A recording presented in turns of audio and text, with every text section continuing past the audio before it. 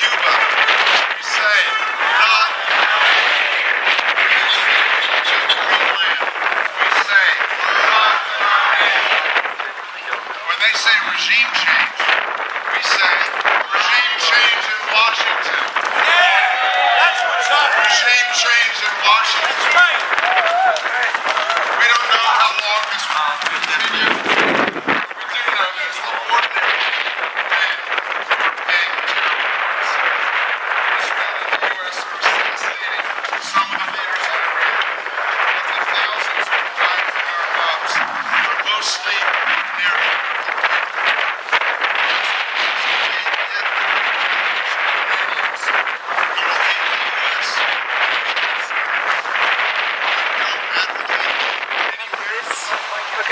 That's the inevitable result of this war. There's no justification for this killing of ordinary working people who have family and friends who survive and say that the U.S. is their enemy. It's arbitrary. When our government dropped 4 bombs on Vietnam, where they the North Vietnamese and the National Guard told the Vietnamese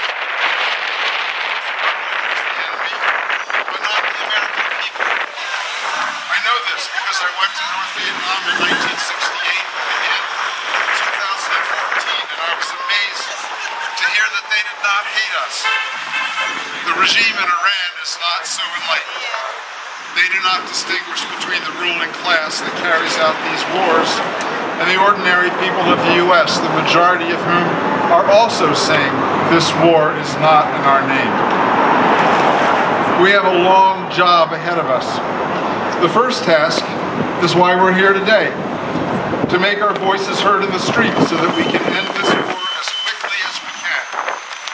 Donald Trump is scared of losing the midterm elections, so maybe we can scare him enough that he finds an excuse to end this war sooner rather than later. Our second task is in the voting booths. We do have one real peace candidate here in Philadelphia, Chris Pratt. Chris Pratt. And he's going to be speaking. I have a video, several videos of him speaking. Running for Congress in the Democratic Party. I understand the feeling that the centrist Democrats have sold us out, and I fully agree. But one of the tools that we have in our toolbox has to be to challenge the Democratic Party where they feel it most, and that's in the voting booth. Perhaps at some point we will develop another party that's truly progressive. But in the meantime, we have to make our voices heard not only in the street, but also in the voting booths on May 19th. We cannot sit out this election and let centrist Democrats control our Philadelphia congressional seat for yet another generation. And then there's a long list of tasks. If we are here to prevent future wars, we have to build a movement that dismantles the system that runs on profits for the few. Because it's not just a few random people with bad ideas that lead us into war. It's a system that extracts profits wherever it can, all around the world. The billionaires in the military-industrial complex are quite happy with this war. They are literally making a killing off of it. Shame.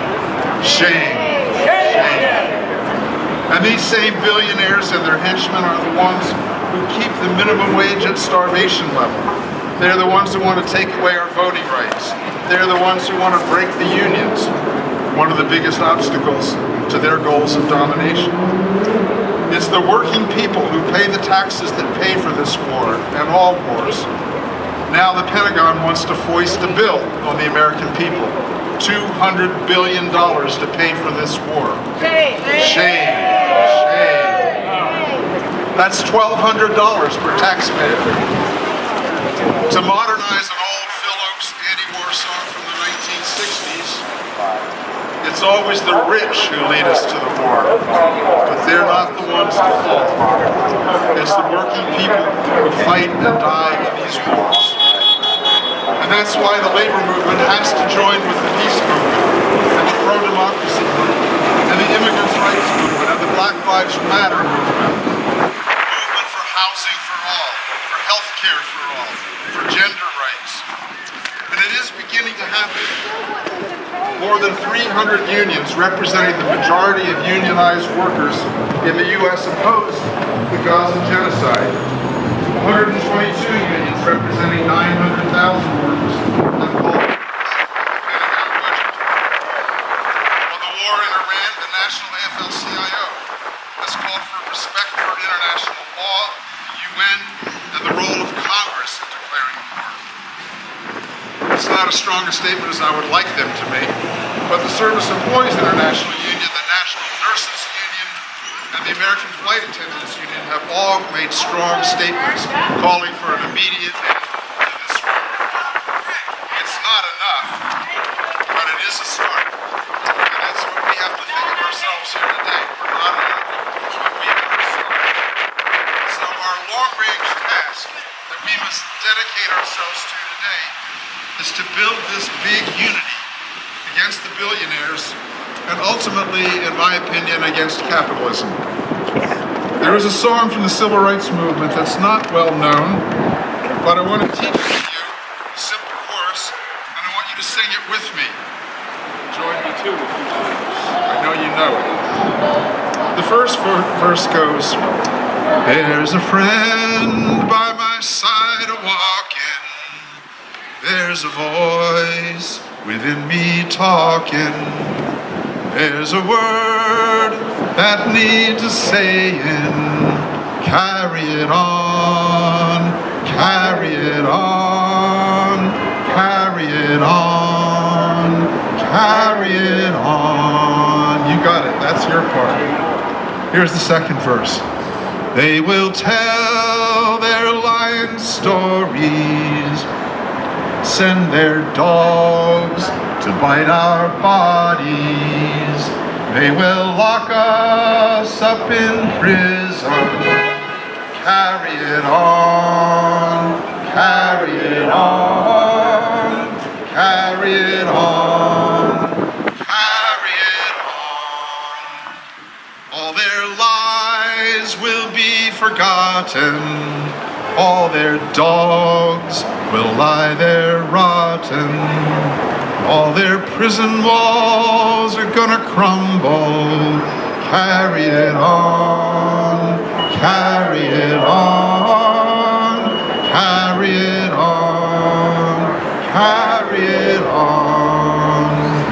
If you can't go on any longer, take the hand of your sister and brother. Every victory's gonna bring another. Carry it on, carry it on, carry it on, carry it on. That's the kind of dedication that we need.